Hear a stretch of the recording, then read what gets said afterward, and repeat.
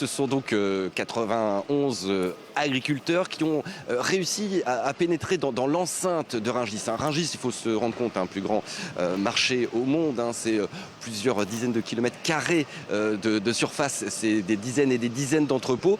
Ils ont réussi à rentrer à l'intérieur de ce marché, non pas avec des tracteurs bien sûr, mais en voiture tout simplement, très discrètement finalement, avant de réussir à s'introduire, ou de tenter en tout cas de s'introduire dans un entrepôt situé dans le secteur viande.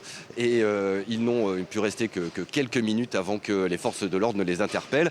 Le préfet indique qu'ils auraient commis des dégradations. Eux disent que non, qu'ils n'ont absolument rien détruit. Au final, en tout cas, ils sont tous toujours en garde à vue, ce qui bien sûr alimente la grogne aussi sur les blocages et les différents blocages autour de Paris. J'étais hier notamment avec des agriculteurs qui étaient très mécontents de savoir que leurs collègues avaient été ainsi placés en garde à vue et qu'on les accusait de dégradation, ce qu'ils nient. Julien, vous vous trouvez donc du côté des primeurs là, dans ce marché de Rungis. On voit que l'activité semble normale derrière vous. On parlait de blocage, d'agriculteurs qui pourraient venir. Quelle est la situation sur place, qu'entendez-vous à Rungis ?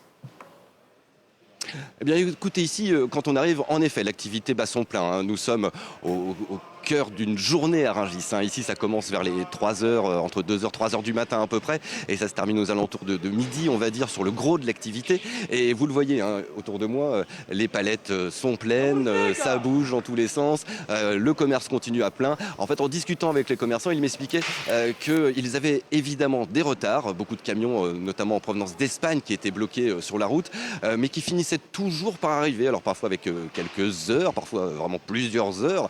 Donc ça désorganise un petit peu ici. Il y a encore quelques minutes, avec un client essayait d'avoir un produit. Le commerçant était bien embêté en lui expliquant que pour l'instant, il ne savait pas quand est-ce que le camion arriverait pour le livrer. Mais très clairement, ici, ils nous disent oui, ça fait des retards, ça désorganise un petit peu, mais la France ne va pas mourir de faim, il ne va pas y avoir de problème en soi. Les stocks finissent toujours par arriver.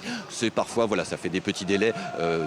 On va dire de 24 heures sur les ventes. Donc au final, finalement, vous le voyez, ici, l'activité continue presque normalement.